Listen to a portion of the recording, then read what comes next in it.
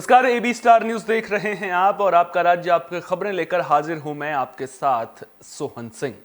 Khanauri border पर घायल हुए किसान प्रीतपाल सिंह की हालत अब खतरे से बाहर है। आपको बता दें कि प्रीतपाल सिंह को इलाज के लिए रोहतक पीजीआई में भर्ती किया गया था। डॉक्टर एसएच लोचब ने बताया कि किसान प्रीतपाल की मौत की अफवाह फैली थी। उन्हें घायल अवस्था में पीजीआई रोहतक लाया गया था। फिलहाल वे खतरे से बाहर हैं। प्रीतपाल सिंह जो है उसको हमने एडमिट कर लिया है ट्रॉमा सेंटर में और उसकी स्थिति इज़ आउट ऑफ डेंजर और टीम ऑफ जो डॉक्टर्स है they are providing due care. ICU वगैरह में तो नहीं बाहर होगा? हाँ, आईसीयू में नहीं है पेशेंट। हाँ जी, बाकी और सब ठीक है? बाकी सब ठीक है, he is out of danger और सब डॉक्टर्स ने एग्जामिन कर लिया है और उसका ट्रीटमेंट किया जा रहा है अकॉर्डिंगली। कोई मेजर इंजरी तो नहीं होगी? कोई लाइफ थ्रेटनिंग इंजरी अभी नहीं लग रही है हमें कोई भी। ठीक है सर। ये इसके जो है अंकल थे वहाँ पर और उनसे मेरी बात हुई थी तो ये वहीं संग रोहतक पहुंचे आम आदमी पार्टी के वरिष्ठ उपाध्यक्ष अनुराग ढांडा ने चंडीगढ़ मेयर चुनाव को लेकर बीजेपी को आड़े हाथों लिया है। उन्होंने कहा कि मेयर चुनाव में आम आदमी पार्टी उम्मीदवार की जीत के बाद कार्यकर्ता उत्साह से लबरेज हैं। उन्होंने कहा कि इस चुनाव को जीतने के लिए बीजेपी ने हर गैर कानूनी हथकंडे को अपनाया, लेकिन बीजेपी की वोटों की चोरी बेनकाब हो गई। सुप्रीम कोर्ट में भी बीजेपी के पीठासीन अधिकारी का झूठ पकड़ा गया। उन्होंने कहा कि जब भारतीय जनता पार्टी का मुकाबला आम आदमी पार्टी से होगा तो बीजेपी रणनीतिक तौर पर भी हारेगी, नैतिक तौर पर भी हारेगी और लोकतांत्रिक तौर पर भी हारेगी। मीडिया के सभी साथियों का आज इस खुशी के मौके पर बहुत बहुत स्वागत है। आज हम सब लोग हरियाणा के हर डिस्ट्रिक्ट में आम आदमी पार्टी के सभी जिले तक के पदाधिकारी इकट्ठा हुए हैं और सेलिब्रेट कर रहे हैं, एक ऐसे मौके की खुशी मना रहे हैं जो बेईमानी पर ईमानदारी की जीत का प्रतीक बन गई है। भारतीय जनता पार्टी ने हर संभव कोशिश की, वोट चोरी करने का प्लान बनाया, अपने व्यक्ति को प्रिजाइडिंग ऑफिसर बना के बिठाया, उसके बाद तोड़फोड़ करने की कोशिश की, खरीद फरोख्त करने की कोशिश की, लेकिन सारे हथकंडे अपनाते हुए भारतीय जनता पार्टी ये भूल गई कि उनका मुकाबला इस बार आम आदमी पार्टी से है और आम आदमी पार्टी से जब जब सीधा मुकाबला होगा तो भारतीय जनता पार्टी रणनीतिक तौर पर भी हारेगी। चंडीगढ़ मेयर चुनाव में आम आदमी पार्टी उम्मीदवार कुलदीप कुमार की जीत के बाद आम आदमी पार्टी कार्यकर्ताओं में जश्न का माहौल है। गुरुग्राम में भी पार्टी के कार्यकर्ताओं ने जश्न मनाया और सभी कार्यकर्ताओं ने एक दूसरे को बधाई दी। गुरुग्राम से आपके जिलाध्यक्ष धर्मेंद्र खटाना ने कहा कि सुप्रीम कोर्ट के फैसले से लोकतंत्र की जीत हुई है। ये इंडिया गठबंधन की भी जीत की शुरुआत है। इससे साबित होता है कि बीजेपी को आम आदमी पार्टी और कांग्रेस मिलकर हरा सकते हैं। ये लोकतंत्र की जीत भी कह सकते हैं। कुलदीप को चंडीगढ़ का मेयर बना गया, क्या कहें? ये कहना चाहते हैं कि सत्य जो है दबाया तो जा सकता है लेकिन पराजित नहीं हो सकता। ये सुप्रीम कोर्ट ने हमें दिखा दिया है कि लोकतंत्र अभी भी जिंदा है, जुडिशरी अभी जिंदा है। तानाशाही पे लगाम लगाने का, लोकतंत्र की हत्या करने वालों को उनमें लगाम लगाई है और इंडिया गठबंधन के आम आदमी पार्टी के हमारे मेयर बनाए हैं, जिनका 20 वोट आए थे और 16 वोट भारतीय जनता पार्टी के थे। साफ दिख रहा है कि भारतीय जनता पार्टी वोट चोर है और कभी भी सीधे तरीके से अगर ना जीते तो ये खरीद फरोश करके, गड़बड़ियां करके वोट जीतने का प्रयास करती है। इनका सिर्फ सत्ता में रहने का मकसद है, लेकिन सुप्रीम कोर्ट ने कुरुक्षेत्र में भारतीय किसान यूनियन के चढ़ूनी गुट की बैठक हुई। इस बैठक में कई अहम मुद्दों को लेकर चर्चा की गई। बैठक में पंजाब के किसानों के दिल्ली कूच आंदोलन को समर्थन दिया गया।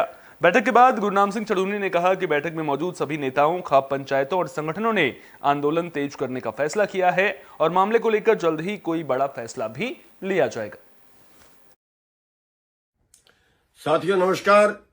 साथियों, कल हमने वीडियो डाली थी कि 22 तारीख को प्रधानमंत्री नरेंद्र मोदी के पुतले फूकने हैं और उसके बाद आज हमने अपनी कोर कमेटी की मीटिंग की थी और मीटिंग के बाद फिर फैसला लिया था कि परसों फिर अपनी मीटिंग बुलाएंगे और उसके बाद एक बुरी खबर ये आई है कि एक लड़के को खनौरी बॉर्डर पे गोली लग गई है और उस लड़के की डेथ हो गई है, और भी शायद कुछ लोगों को गोलियां लगी हैं। तो पूरी बात तो अभी तक जो है वो क्या हुआ है वहां वो डिटेल नहीं है, लेकिन एक लड़के की जो वहां पे डेथ हो गई है। इसलिए अभी हमारी जूम मीटिंग हुई थी और फैसला लिया है कि कल जो है वो पुतला फूकने का प्रोग्राम रद्द करके कल का 2 घंटे का रोड जाम का प्रोग्राम है। यमुनानगर में भारतीय किसान यूनियन चढ़ूनी की अगुवाई में ग्रामीणों ने प्रदर्शन किया है। आपको बता दें कि ग्रामीण मुस्तफाबाद रेलवे स्टेशन पर पैसेंजर ट्रेन के ठहराव की मांग कर रहे हैं। अपनी इस मांग को लेकर ग्रामीण रेलवे ट्रैक पर बैठ गए। बता दें कि करीब 3 साल से ग्रामीण पैसेंजर ट्रेन के ठहराव की मांग कर रहे हैं और कई बार अंबाला डीआरएम कार्यालय और स्टेशन मास्टर को ज्ञापन भी सौंप चुके हैं। 30 नवंबर को भी ग्रामीणों ने अंबाला के डीआरएम ऑफिस में धरना दिया था। उस वक्त डीआरएम ने 1 महीने का वक्त मांगा था, लेकिन 3 महीने बाद भी ग्रामीणों की मांग पूरी नहीं हुई है, जिससे ग्रामीणों में नाराजगी देखने को मिल रही है। आज सरस्वती नगर मुस्ताबाद रेलवे स्टेशन पर यहाँ पर रेलवे ट्रैक पर यहाँ पर ग्रामीण बैठ गए हैं। हमारी एक मांग लंबे समय से थी कि जो पैसेंजर ट्रेनें जो कोरोना काल में 2020 में बंद कर दी गई थी, उनको चलवाने की मांग को लेकर 2 साल पहले भी रेलवे ट्रैक पर बैठे थे। तब मात्र एक ट्रेन जो अंबाला की तरफ जाती है उसका स्टॉपेज दिया गया था, लेकिन जो सुबह के समय ट्रेन यमुनानगर की तरफ जाती है उसके स्टॉपेज की मांग हम कर रहे हैं। और सुबह 10 बजे से हम यहाँ रेलवे स्टेशन के बाहर धरने पर बैठे थे, मांग कर रहे थे कोई अधिकारी आकर हमारे को बताए, कोई आश्वासन दे, लेकिन जब कोई अधिकारी नहीं आया तो मजबूर होकर हमारे को 2 घंटे बाद यहाँ पर। पश्चिमी चंपारण में स्वयं सहायता समूह बनाकर लाखों की ठगी करने का मामला सामने आया है। मामला शिकारपुर थाना इलाके के नरकटियागंज का है। जानकारी के मुताबिक आरोपी संजू श्रीवास्तव ने अपने 2 भाइयों और पति के साथ मिलकर करीब 15 महिलाओं से लाखों रुपए ठग लिए। महिलाओं ने बताया कि कई फाइनेंस कंपनियों से लोन दिलवाने के बहाने करीब 25 से 30 लाख रुपए लेकर महिला फरार हो गई। फिलहाल पुलिस ने मामले की जांच शुरू कर दी है। कि मेरे से 50,000 रुपया आनन फानन में कैसे ली, इमोशनल ब्लैकमेलिंग की है। एक बार बेटी को फुसला करके ले गई कि पेट में दर्द हो रहा है, अपेंडिक्स हो रहा है, ऑपरेशन कराना है, तो 20,000 रुपया दिए।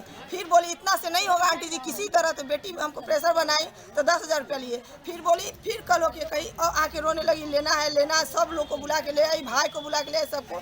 तो अब नंदू जी से मांग के फिर 20,000 दिए, 50,000 रुपया इस तरह उसको हम दे दिए। आज उसके बाद 1.5 साल हो गया, न पैसा दी और न मिलती है। जब इतना कहानी हो रहा है तो फोन पर फोन कर रही है बैकडोर से। हाँ 1 लाख मेरा है अभी। किनके यहाँ पैसा है? संजू श्रीवास्तव ने।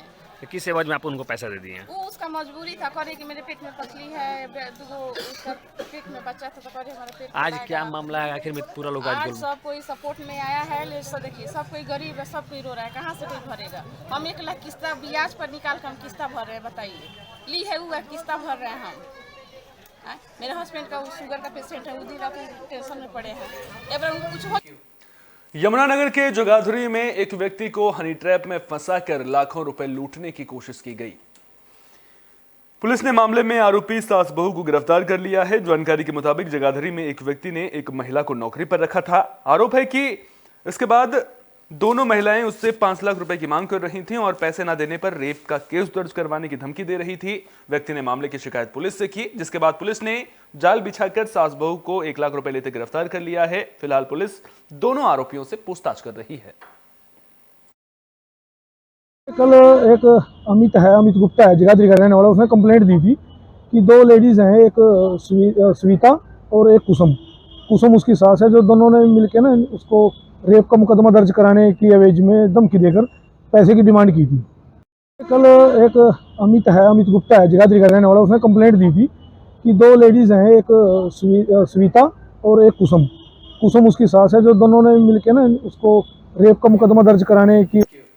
अवैध कॉलोनी निर्माण और प्लॉटिंग को लेकर हरियाणा सरकार सख्त नजर आ रही है, लेकिन इसके बावजूद इससे जुड़े मामले थमने का नाम नहीं ले रहे हैं। ताजा मामला यमुनानगर के जगाधरी का है, जहां गंगानगर कॉलोनी के लोग जिला टाउन प्लानिंग विभाग पहुंचे और गंगानगर के पास बिना सीएलयू के अवैध कॉलोनी निर्माण और प्लॉटिंग के बारे में शिकायत की।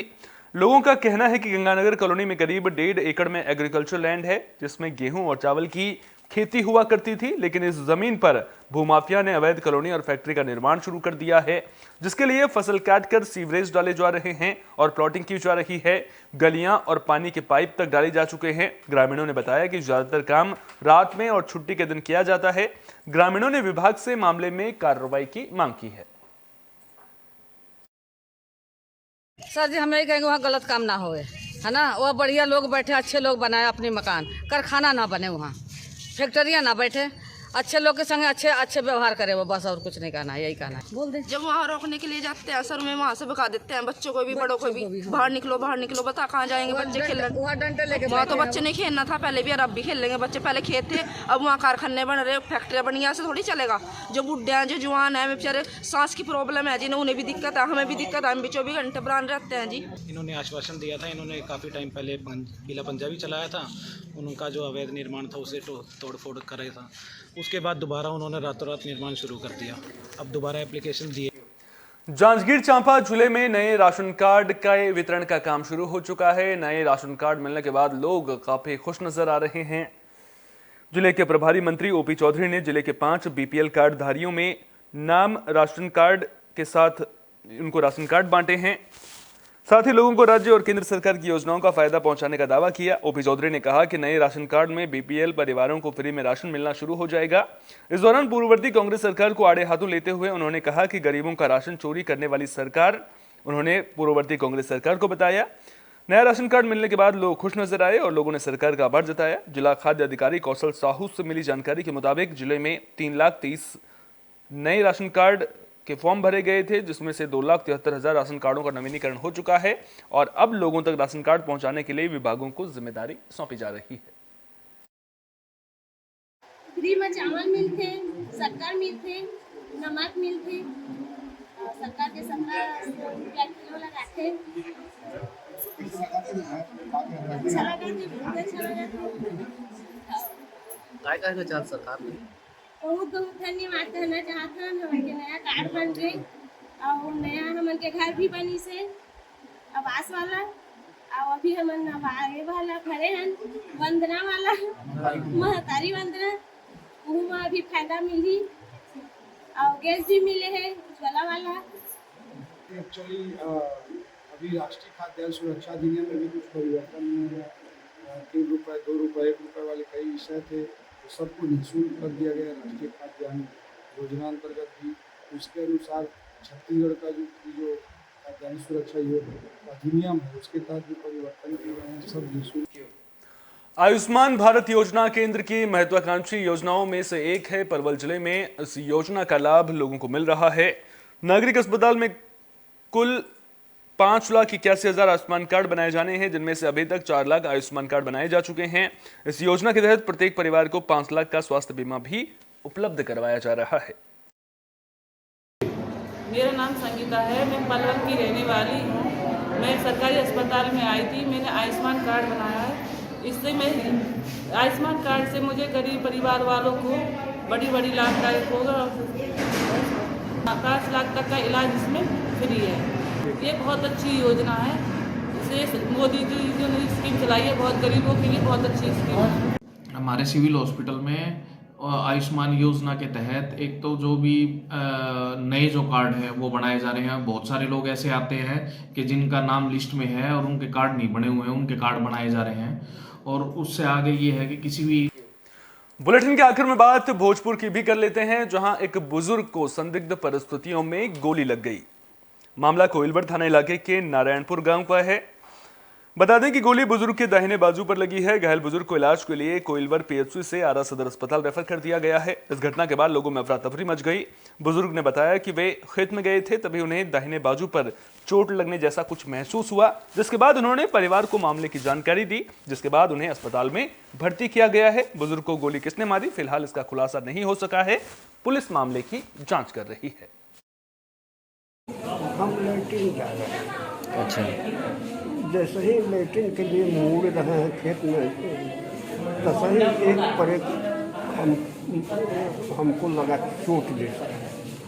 इतना न कस के चोट लगा कि हमको झाँव आ गया। हम मुझे बैठ करके फिर लैट्रिन नहीं हो सके तो लौट के आ गए घर। और घर पर कहा कि ऐसा ऐसा है जो हुआ। तो देखा है सब इनर पहने हुए थे, इनर कट गया था, गंजी कट गया था और खून से गंजी। आपका राज्य आपकी खबरों में फिलहाल के लिए इतना ही। अपना बहुत बहुत ख्याल रखिए। देश और दुनिया की तमाम अहम खबरों के लिए देखते रहिए AB स्टार न्यूज़।